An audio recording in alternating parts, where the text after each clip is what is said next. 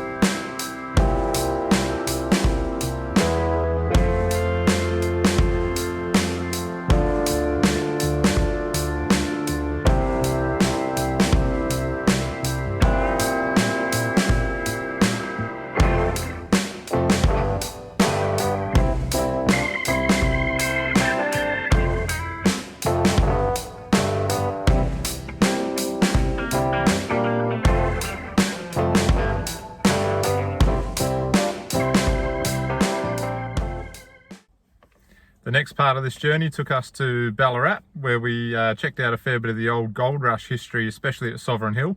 Rained a fair bit on us there, but yeah, it was a really interesting place. It was pretty cool. Yep, and then the next place we got to go and explore was Cryal Castle. So it's a medieval themed castle, and they have live displays, and the most interesting one was the horse jousting. And then we also checked out the Eureka Stockade Centre, and that's full of fascinating information as well.